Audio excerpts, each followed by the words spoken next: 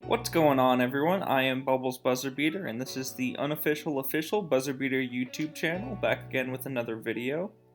I hope all of you have been enjoying the end of Season 49 and have had some good luck in the playoffs for your league.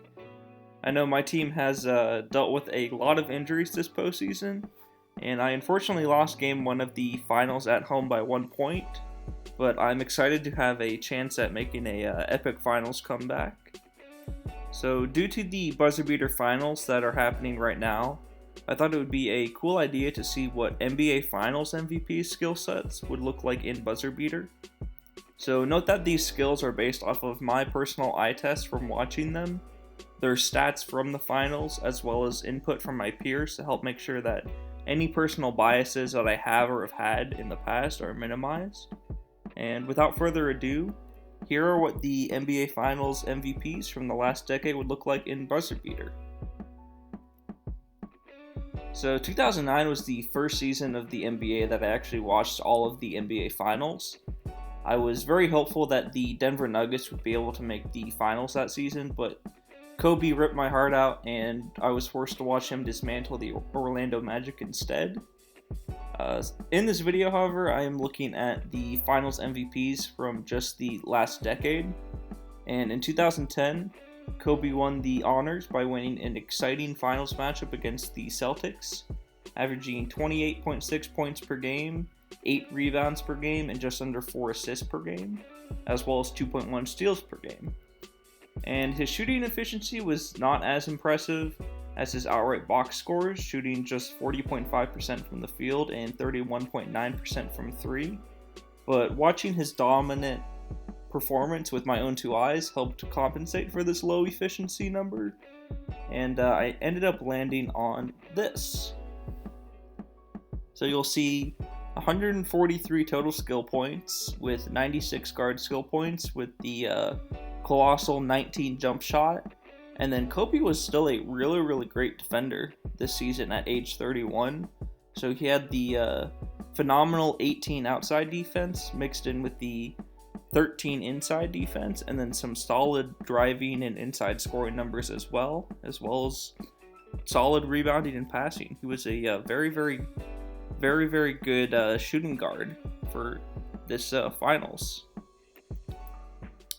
Next, we have the 2011 NBA Finals MVP Dirk Nowitzki, who became just the second European player to win this honor, helping the Mavericks to a 4-2 series win over the Miami Heat super team. And bonus points for anyone that knows who the first European player to win Finals MVP was. Hint is that it was a San Antonio Spur. Pretty big hint, but if you guys know who it is, please comment down below. So Dirk averaged 26 points per game and just under 10 rebounds per game, and hit clutch shot after clutch shot. So his shooting efficiency was solid for the sheer volume of shots that he was taking, and he actually only missed one free throw in the entire final, shooting 45 of 46 from the charity stripe, which is just incredibly impressive. So if Dirk's 2011 Finals was a buzzer beater player, I believe he would look something similar to this.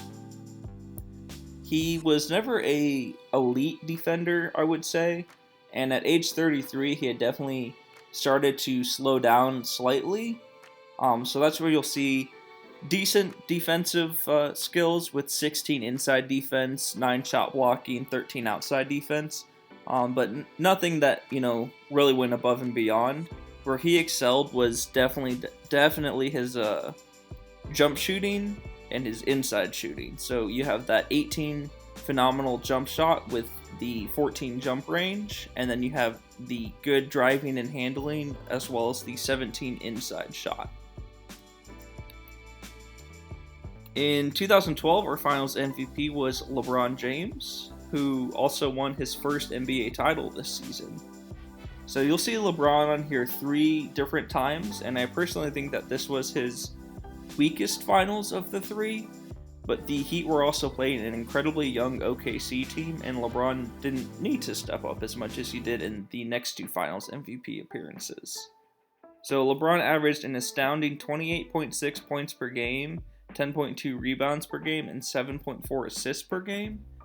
But he also shot the notorious 18.8% from 3 in this series, which led me to this skill set if he was in BuzzerBeater. And remember that this is the weakest LeBron I have, and he still has 149 total skill points on this one. So you'll see the lower jump range numbers just because he really just could not shoot from 3 at all in this series. But you'll have the high passing with the stupendous passing, great outside defense and inside defense, and then he just lived by driving to the hole and hitting layups and getting to the free throw line. So you'll have the legendary driving and colossal or 19 inside shot. Now for my favorite LeBron season, and still to this day the most dominant season from an individual player I have ever personally seen, we have the 2013 LeBron James Finals MVP. And in this finals, he upped his rebounding, steals, and blocks per game, and shot a much better 35% from 3, while still averaging 25 points, basically 11 rebounds, and 7 assists per game. And you'll see that this LeBron, compared to the 2012 LeBron, is plus 3 jump range, plus 1 jump shot, plus 1 inside shot, and plus 2 shot blocking.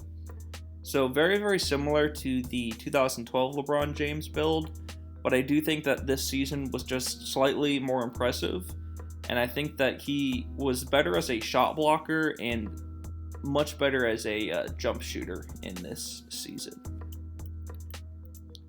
Next up, we have the man that helped shut down LeBron James in the next finals, 2014 Kawhi Leonard with the Spurs. And Kawhi is the third youngest NBA Finals MVP behind only Tim Duncan and Magic Johnson. So just keep that in mind when you see his skill set, that this was a very, very young Kawhi Leonard. And you'll also get to see his comparison from the 2019 Kawhi Leonard, since he won with Toronto. So in this series, he was lights out from everywhere on the court in a supporting role for the Spurs, and shot 61% from the field and a whopping 58% from 3. His averages were very modest at just 17.8 points per game, 6.4 rebounds per game, and a couple assists, a couple steals, and a couple blocks every game, but his defensive impact was incredible. And in BuzzerBeater, this young Kawhi gets this skill set. So he was a deadly shooter, but I remember a lot of the shots, they weren't the contested 2019 Kawhi Leonard shots. These were a lot more open shots that he was taking from the outside, allowing him to shoot 58% from 3. So you'll see the 16 jump shot and 14 jump range. And then this was also the younger Kawhi Leonard, who was just very, very dominant off the dribble. So you'll see the phenomenal 18 driving and really good inside shot as well. And then helping him shut down LeBron James, or slow down. No one really shuts down LeBron James, but helping him slow down LeBron, you'll see the 18 outside defense, 16 inside defense, and 11 shot blocking. In 2015, we had the most interesting Finals MVP of the decade, with Andre Iguodala winning the honors for his lockdown defense on none other than LeBron James again. So it seems like if you can help slow down LeBron in the finals, your chances of winning Finals MVP skyrockets. And Iggy was very efficient from the field, but shot the abysmal 35% from the free throw line this series that a lot of you guys might remember. And his skill set is the lowest of the bunch, but he did actually receive the ever desirable 20 outside defense badge. So you'll see his skill set right here, 20 outside defense, 14 inside defense, and that's really the sole reason that he won MVP, because a lot of the other players on the team had a bigger impact on offense than he did. But you'll see that because of his good efficiency for shooting, he did get a very respectable, wondrous jump shot and tremendous jump range rating. And then he was a kind of do-it-all player on offense as well, so he had a decent passing rating and a decent inside shot. and then rebound and shot blocking were just okay as well. But that is Andre Iguodala, the 2015 Finals MVP. And now for the last version of LeBron to make this list is the iconic 2016 Finals MVP LeBron James. And he averaged a masterful but typical LeBron's finals with 29.7 points per game, 8.9 assists per game, and 11.3 rebounds per game. And I say typical, which is amazing because he's basically averaging a triple-double in the finals. And you'll see that where he improved from his 2013 campaign was averaging an incredible 4.9 stocks, or steals plus blocks per game. And that was really his biggest impact outside of the 2013, where he was elite defensively but didn't quite have the steals and blocks numbers that he had in this finals. So this version of LeBron compared to the 2013 version is -1 jump shot, -2 driving, -1 inside shot, -1 OD, but then +1 shot block and +1 rebounding. So I don't think that this finals LeBron was as talented as the 2013 LeBron, but I think that he had more experience at this time. So you'll actually see the experience numbers that I haven't been talking about down here, but he had the 19 experience, and he just kind of knew when to make the big plays, how to get his teammates involved a little bit better, and then just had a couple really, really big plays down the stretch that helped him win in the 2016 finals. Now, from a sheer numbers aspect, 2017 Finals MVP Kevin Durant might be the best player ever. And I don't believe KD ever reached the defensive level of LeBron, but this Finals was probably the most legendary offensive performance from anyone ever. He shredded the 50-40-90 club, shooting 55.6% from the field and 47.4% from three, averaging 35.2 points per game in the finals. And then he was still dominant on defense as well because of his length and shot blocking ability. And this led me to making Durant one of the most overpowered BuzzerBeater skill sets imaginable, but I really do think that he deserves it. So you'll see the 20 jump shot, the legendary jump shot with the 16 jump range. And I just think, this seems really high, but I think he deserved it, shooting 55% from the field and 47% from three. And these were like contested threes. These weren't the wide open threes that players are getting in the corners. These are contested threes that he's taking consistently and making in this finals. And then you'll see the 15 outside defense and 15 inside defense, which might seem a little bit low, and actually had this conversation with a couple people on the Discord about what the right amount of defense was for Kevin Durant. And I ended up on 15 outside defense and 15 inside defense, while jacking up the 15 shot blocking, because I think that from a defensive skill standpoint, KD isn't as elite as some other players, but because of his length and his shot blocking ability, he helps shut people down. So I think 15 OD and 15 inside defense makes more sense when you have the fact that shot blocking is at 15 as well. In 2018, Durant won Finals MVP again, and while his scoring wasn't as out of this world as his previous season, he became a more balanced and well-rounded player, specifically with his passing, and he still had amazing efficiency. So you'll see his numbers there, 28.8 points per game, 10.8 rebounds per game, and then 7.5 assists per game. Was really, really good in this finals. He was just distributing the ball and passing the ball really, really well. And then you'll see his shooting is closer to what he would typically shoot during the regular season at 52.6% from the field and 40% from three. And then his free throws, a lot like the 2011 Dirk, was just insane, shooting 96% from the free throw line. So this KD compared to the 2017 Durant is -1 jump range, -1 inside shot, but +3 passing and +1 rebounding. So you'll see his skill set right there with 155 total skill points. And now the last player we need to talk about, and the 2019 Finals MVP Kawhi Leonard, who took the world by storm and took the Raptors to the NBA Finals last season. So taking the bulk of the shots and still having solid efficiency, Kawhi averaged 28.5 points per game, 9.8 rebounds per game, and 4.2 assists per game, along with 2 steals and 1.2 blocks per game. And 2019 Kawhi, I think, is one of the best defensive players ever, in my opinion. So Kawhi in Toronto compared to Kawhi in 2014 with the Spurs is +2 jump shot, -1 jump range, +2 OD, +1 handling, +4 passing, +1 rebounding, and +1 shot blocking.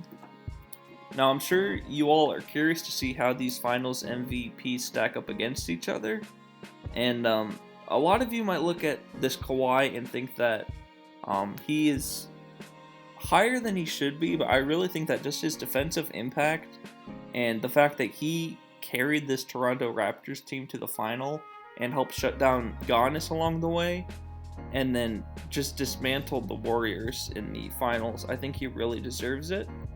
But to see how they all look against each other, I made this chart.